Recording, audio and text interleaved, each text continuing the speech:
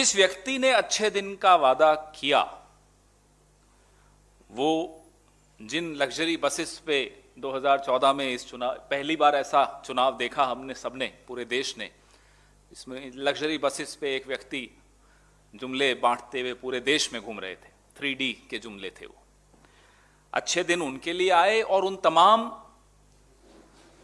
उद्योगपतियों के लिए आए जिन्होंने उस वक्त और उसके बाद के चुनावों में भारतीय जनता पार्टी, नरेंद्र मोदी जी के चुनावों में पैसे लगाए और फिर उनसे लाभ लिए। उनके भी अच्छे दिन आए। एक कंपनी है जिसका नाम है Siddhivinayak logistics limited, SVLL। Ahmedabad, Gujarat की यह कंपनी है, 2002 में बनी थी। यह ट्रांसपोर्ट कंपनी है।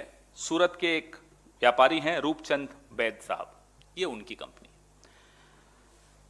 ऐसी अनेक कंपनियां होती हैं। आप कहेंगे इस पर हम प्रेस वार्ता क्यों कर रहे हैं। कल मेरी एक सहयोगी ने, और आपने मीडिया में, सोशल मीडिया में स्कानिया बस गेट जो घोटाला है उसके विषय में आप लोग देख ही रहे हैं, जानकारी मिल रही है।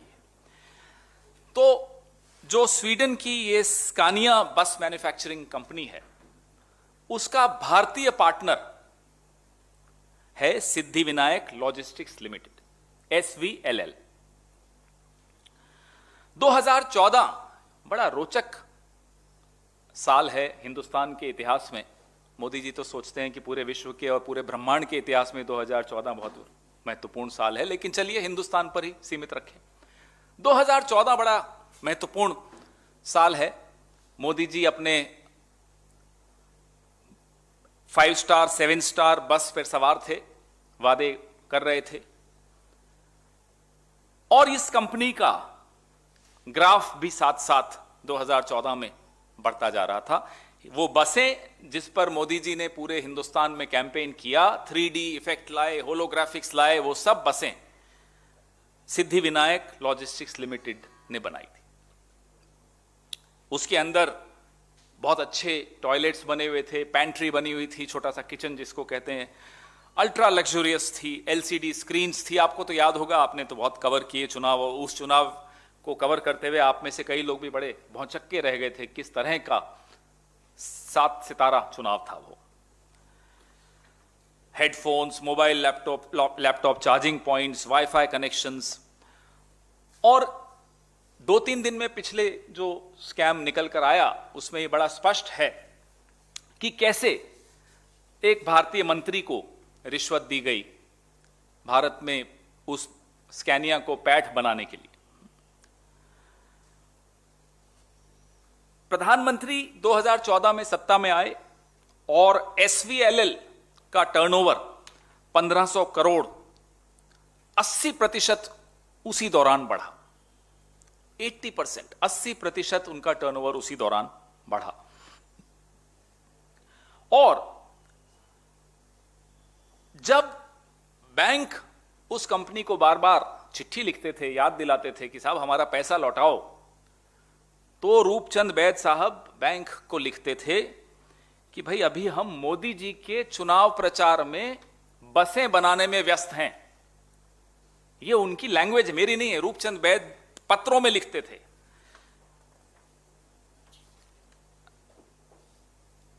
The undersigned was busy with preparation of very specialized vehicles for 3D campaigning by Honorable Shri Narendra Bhai Modi and his team. These are the words. It took about 2 months, February and March. During this period, I could not attend to business work. ये रूपचंद बैद साहब bank वालों को लिख रहे हैं, अपने मजबूती दिखा रहे हैं कि देखिए मैं पॉलिटिकली, मेरे कनेक्शन देखिए, मेरे राजनीतिक रसूख देखिए। फरवरी 2015 में एक रिपोर्ट आई जिसमें यह मालूम पड़ा कि बैंक ऑफ महाराष्ट्र का जो सबसे बड़ा डिफॉल्टर है, बैंक ऑफ महाराष्ट्र पे भी यहां से हमने प्रेस कॉन्फ्रेंस की है, कई की हैं, सबसे बड़ा डिफॉल्टर बैंक ऑफ महाराष्ट्र का कौन है? SVLL। ये जो व्यस्त थे मोदी जी के प्रचार में, जिनका 1400 करोड़ टर्नओवर हो गया, 80% टर्नओवर बढ़ गया, मोदी जी के साथ साथ इनका भी ग्राफ ऊंचा जाने लगा, वह सबसे बड़े डिफॉल्टर थे बैंक ऑफ महाराष्ट्र। और बैंक ऑफ महाराष्ट्र, हम सबको याद रखना चाहिए, एक ग्रामीण लोगों की इन्वेस्टमेंट को रखता है। ग्रामीण बैंक है, छोटे छोटे जो पैसा जमा करते हैं बैंक में, ये उन लोगों का बैंक। लेकिन सबसे बड़ा डिफॉल्टर होने के बावजूद न तो बैंक उसको एनपीए की श्रेणी में डाल रहा था, न बैंक उसको विलफुल डिफॉल्टर जो एक श्रेणी होती है, न उसमें डाल रहा था। क्यों? क्योंकि रसूख थे, क्योंकि वो चिट्ठी में भी लिख देते थे कि मैं मोदी जी के काम में बिजी हूं, मुझे डिस्टर्ब मत करो। और ये पेंशनर्स का बैंक माना जाता है, जहां लोग अपनी पेंशन की राशि रखते हैं, छोटी छोटी सेविंग्स रखते हैं। एसवीएलएल का जो हेडक्वार्टर है वो सूरत में है। इन्होंने 2012 में एक स्कीम शुरू की, चालक से मालक, सीएसआर की स्कीम थी, और उसमें भी बैंक ऑफ महाराष्ट्र से उन्होंने भारी ऋण लिया। और बाद में जब फॉरेंसिक जांच बैंक ने आंतरिक जांच की तो मालूम पड़ा कि इसमें भयंकर घपला किया, मतलब पूरी तरह से घपला घोटाला हुआ था, उस स्कीम में भी घोटाला था। और आप कहेंगे 2012 में तो मोदी जी नहीं थे, तो उनकी इंटरनल रिपोर्ट यह बोलती है कि जो जोनल ऑफिस था बैंक ऑफ महाराष्ट्र का, गुजरात का, वो अपने राजनीतिक रसूख जो स्टेट लीडरशिप के साथ, राज्य सरकार और राज्य के नेतृत्व के साथ दिखा दिखाकर अपना काम करवाता था और काम करता था। जोनल ऑफिस ने केंद्रीय कार्यालय से राय नहीं ली, उनसे अनुमति नहीं ली और ये ऋण दे दिए। यह स्पष्ट उनकी आंतरिक रिपोर्ट में मैं आपको दे रहा हूं। 836 करोड़ का लोन बैंक ऑफ महाराष्ट्र ने चालक से मालक स्कीम में ये रूपचंद बैद जी की कंपनी एसवीएलएल को दिया। ये इंटरनल प्रोब है जिसका हमने इसमें चर्चा भी की है। The huge exposure taken by the zonal authorities were without express consent by the head office, violating its own credit policy. ये बैंक की अपनी रिपोर्ट है। तो इससे पहले कि रविशंकर प्रसाद जी नथुने फुलाते हुए फिर से प्रेस कॉन्फ्रेंस कर दे, 2012 में मनमोहन सिंह जी की सरकार थी, मैं पहले ही बता दूं, रविशंकर प्रसाद जी कुछ और काम कर लेना, आज पीसी मत करिएगा। यह स्पष्ट तौर पे था कि राज्य जो जोनल, और जोनल में कौन था हेड? जोनल में हेड एक श्री देशपांडे जी थे, जिनके विषय में हमारे नेता दिग्विजय सिंह जी ने अरुण जेटली जी को उस वक्त पत्र भी लिखा था।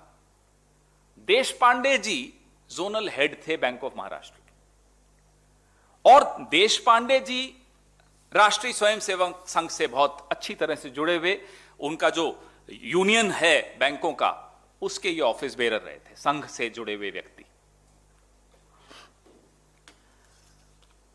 अब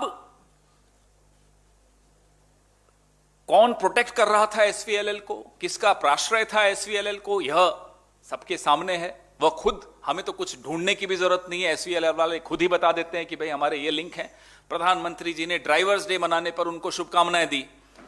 अपनी वेबसाइट पे प्रधानमंत्री जी की फोटो, वो अब हट गई है, हटी जाती है ऐसे वक्त पे, वेबसाइट पे प्रधानमंत्री जी के साथ फोटो लगाकर सब कुछ, सब हमेशा सामने वो मोदी जी को रखते थे। जो पीएन देशपांडे थे, ये general manager resource planning, Digvijay Singh ji के पत्र के बाद, सीबीआई इंक्वायरी के बाद इनको कुछ वक्त के लिए हटा दिया गया, सस्पेंड कर दिया गया, लेकिन फिर से बहाल कर दिया गया। अब इसका उत्तर बैंक के आप वरिष्ठ अधिकारियों से पूछेंगे तो उनके पास भी नहीं है कि उनको बहाल क्यों किया गया, और फिर उनको पेंशन याफ्ता करके जब उनकी रिटायरमेंट की उम्र आई, उनको रिटायर कर दिया। देशपांडे जी अब ही is living happily ever after. Modi ji दूसरे टर्म पे आ गए हैं। बैंक ऑफ महाराष्ट्र की जो हालत है वो आपके सामने है, और अच्छे दिन चल रहे हैं, जिनके चल रहे हैं आपके सामने हैं। अब भारतीय मजदूर संघ के इनके रिश्ते पीएन देशपांडे जी के, प्रश्न सबसे बड़ा मोदी जी से बाद वाला जो दूसरा प्रश्न है वो ये है, पहला प्रश्न तो मोदी जी के एसवीएलएल से रिश्ते कहां तक हैं? उन रिश्तों का लाभ है एसवीएलएल को लोन लेते वक्त और लोन न चुकाने के वक्त बचने में कहां कहां हुआ? और जिसने लोन दिया पीएन देशपांडे, उनके संघ से रिश्ते, उन रिश्तों का क्या लाभ मिला? ये एक नेक्सस है जिसमें संघ भी है, जिसमें भारतीय जनता पार्टी भी है, जिसमें प्रधानमंत्री जी खुद सरेआम शामिल दिख रहे हैं। गडकरी जी का तो आपने कल सुना ही। जो भुगत रहा है वो है छोटा इन्वेस्टर, वो है जो अपनी पसीने की, खून पसीने की कमाई, गाढ़ी कमाई बैंकों में रखता है। कई उदाहरण हम आपको यहां बैठकर दे चुके हैं कि कैसे एनपीए हुए, कैसे बैंकों ने बड़े बड़े उद्योगपतियों को लोन दिए, कैसे एनपीए हुए। यहां तो एनपीए की श्रेणी में रखने में भी हाथ कांप रहे थे बैंक के, क्योंकि एसवीएलएल के रिश्ते इतने प्रगाढ़ थे नरेंद्र मोदी जी से। यहां तो विलफुल डिफॉल्टर कहने में भी थर थर कांप रहे थे ये लोग। ये रिश्ते थे उनके।